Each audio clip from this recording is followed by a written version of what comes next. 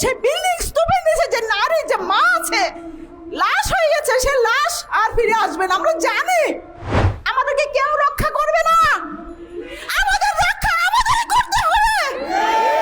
আমরা দেখেছি ফিলিস্তিনে কি হচ্ছে, কি নিষ্ঠুরতা, কি নির্মমতা, কি পৈশাচিকতা, কি পরিমাণ মানবাধিকার লঙ্ঘন, এটা বিশ্ব দেখছে, আমরা দেখছি। কিন্তু বিশ্বের বিবেক আজ মরে গেছে। আমরা দেখছি বিভিন্ন রাষ্ট্রের বিভিন্ন জনগণ, বিভিন্ন ব্যক্তি আজকে মিছিল করছেন, বিক্ষোভ সমাবেশ করছেন। আমাদেরও আজকে এই পরিস্থিতি দেখে আমরা ব্যথিত, আমাদের হৃদয়ে আজকে রক্তক্ষরণ হচ্ছে, আমরাও মর্মাহত। এই জন্য আজকে আমাদের এখানে আসা। তবে আমরা জানি এই প্রতিবাদ কিচ্ছু হবে না, কোনো লাভ নেই, তাদের কানে পৌঁছাবে না। আমরা জানি আমাদের এই প্রতিবাদে তাদের বিমান থেকে বোমা বর্ষণ বন্ধ হবে না।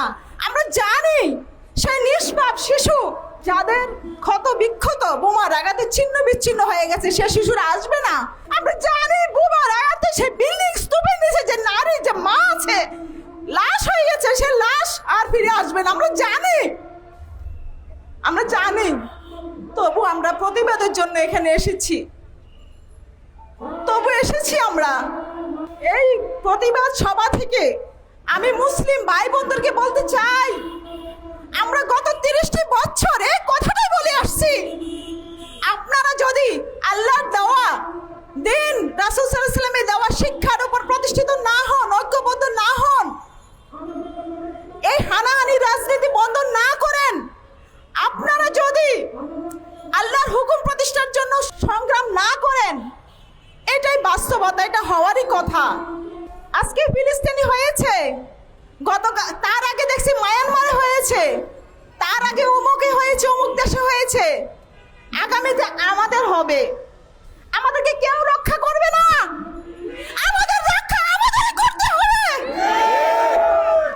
আমি এই মঞ্চ থেকে বলতে চাই, এই রক্ষার জন্য আল্লাহর দেওয়া যে দিন, যে তাওহীদ, সেই তাওহীদ, সেই সত্য দিন আমরা পেয়েছি হিজবুত তাওহীদের মাধ্যমে।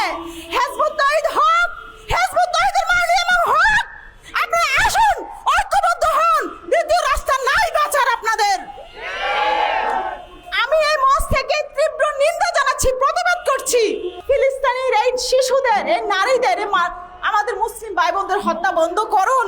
আমাদের নারীদের ব্যাপারে স্পেশালি আমি বলবো, আমাদের বোনেরা, আমাদের মায়েরা, আপনারা ফিলিস্তিনের দিকে তাকিয়ে দেখুন, একটি বার ভালোভাবে মনোযোগ দিয়ে দেখুন সেখানে নারীদের অবস্থান, সেখানে নারীদের পরিস্থিতি। আমরা দেখেছি সেখানে পদ্মানশীল নারীরা দৌড়ে দৌড়ে উদ্বাস্তু শিবিরে যাচ্ছে, তাদের এই বোরকা তাদের শিশুকে রক্ষা করতে পারে নাই। আমি বোরকার বিরুদ্ধে কথা বলছি না, আপনারা ইসরায়েল নারীদেরকে দেখুন, তারা ট্যাঙ্ক চালিয়ে, তারা যুদ্ধের বিমান চালিয়ে, জঙ্গি বিমান চালিয়ে তারা এসে তোমাদেরকে হত্যা করে যাচ্ছে। তোমরা তোমাদের সন্তানকে রক্ষা করতে পারো নাই, তোমরা তোমাদের স্বামীকে রক্ষা করতে পারো নাই, তোমরা উদ্বাস্তু শিবিরে যাচ্ছ, তোমরা যাচ্ছ, দৌড়ে দৌড়ে যাচ্ছ। এভাবে বাঁচা যাবে না। আজকে ফিলিস্তিন, আগামীকাল আমরা। কেউ বাঁচাবে না, কেউ বাঁচাতে পারবে না আমাদেরকে। আমাদের নিজের বাধ্যের বাঁচা নিজেরাই বাঁচতে হবে। কিয়ামত, কোরআন শরীফে খালি কিয়ামতের আলামত শুনেছি, পড়েছি আমরা। কিয়ামত কি জিনিস ওই মায়ানমারের লোকদেরকে জিজ্ঞাসা করুন, ওই ফিলিস্তিনিদের জিজ্ঞাসা করুন, কিয়ামত তারা দেখেছে। যদি আমরা আল্লাহর তাওহীদের উপর ঐক্যবদ্ধ না হই, তাহলে আমরাও অপেক্ষা করুন, কিয়ামত কি জিনিস দেখবেন। তো আমি আমার বক্তব্য দীর্ঘায়িত করব না। আমি আমাদের মুসলিম ভাই বোনদেরকে, সমস্ত ভাই বোনদেরকে বলবো যে আপনারা আসেন, তাওহীদের উপর ঐক্যবদ্ধ হন। এই হিজবুত তাওহীদের পক্ষ থেকে এই হত্যাযজ্ঞের ঘটনা নিন্দা জানাই। আমার পূর্ব বক্তা এই দাজ্জাল নিয়ে যে কথা বলেছেন, রাসূলের বর্ণিত যে দাজ্জালের কথা বলেছেন, এক চোখা দানব দাজ্জাল সমস্ত পৃথিবীকে গ্রাস করে ফেলবে, সে দাজ্জাল নিয়ে আমাদের হিজবুত তাওহীদের প্রতিষ্ঠাতা মহামান্য ইমামুজ্জামান সে দাজ্জালকে চিহ্নিত করেছেন জুডিও খ্রিস্টান সিভিলাইজেশন। এই দাজ্জাল বইয়ে সম্পূর্ণ তুলে ধরা হয়েছে দাজ্জাল কি ভয়ঙ্কর হবে, দাজ্জালে এক হাতে জান্নাত এক হাতে জাহান্নাম, সেটা কি জিনিস? দাজ্জালকে যারা অনুসরণ করবে তারা দাজ্জালে জান্নাত দিবে, যারা অনুসরণ করবে না তাদের কি পরিণতি হবে, এই সমস্ত বিষয়গুলা এখানে তুলে ধরা আছে। আপনারা যদি এই বইটা পড়ুন তাহলে দাজ্জালকে চিনতে পারবেন।